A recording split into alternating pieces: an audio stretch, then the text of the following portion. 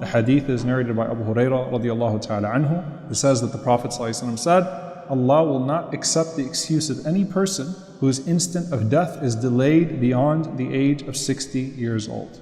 At this point in life, you've hit 60, you've faced multiple a'rad, you've had multiple hindrances hit you, right? You've seen your friends die, likely at this point. You've seen your health and your time go. And this is really powerful because وَجَاءَكُمُ النَّذِيرُ, the warner came to you. What is a nadir? So the first nadir is the Prophet ﷺ, right? There's a secondary nadir here that it's referring to. Gray hair. The nadir that Allah is talking about is gray hair. When you start to see gray hairs, that's a sign like, hey, it's coming. You know, Allah is reminding you with the aging of your body that your dunya is also fleeing you. Okay? So age is a proof against a person. What are the important ages in the Sharia that we come across? So they're 7 years old, teach your kids how to pray. 10 years old, you discipline them if they don't pray. And then there is when a person is baligh, when a person reaches the age of puberty, maturity, that's when the pen starts to write. The next age is the age of 15. Ibn Umar radiallahu ta'ala anhuma, he narrates, I came to join the Prophet ﷺ in battle and I was 14 years old, but he didn't accept me. And then I came to him at 15 years old and he accepted me. And Nafi', who was the freed slave of Ibn Umar, he said, I narrated the hadith for Umar ibn Abdul Aziz. And Umar ibn Abdul Aziz radiallahu anhu responded, he said that this is the distinction between youth and adulthood. So 15 was actually looked at as an age in the Sharia for that reason. So they say youth, when you hear the word shab, a young person in the Sharia, it's referring to the time between either bulugh, either puberty, or 15 years old and 40. The next age, حتى إذا بلغ أشده وبلغ 40 سنة, until a person reaches their peak and then they reach 40 years old. Ashuddahu refers to the age of 33. This is the age of the people of Jannah, 33 years old.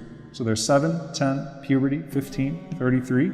حتى إذا بلغ أشده وبلغ 40 سنة, and then Allah mentions 40 years old. And this is what some of the scholars actually mention. أولم نعمركم, did we not give you enough life to where you've figured things out now? You're at that point in life now where you have a good view of what's to come and a good view of what's past. When you're around that age of 40, midlife, right? You can kind of see both sides of the mountain at that point.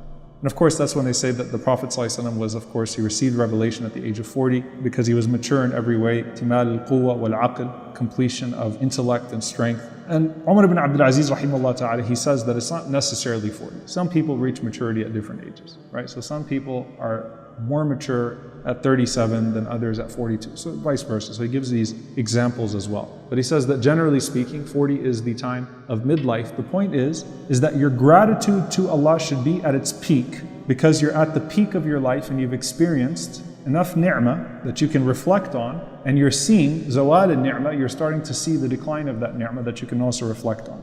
So you say what?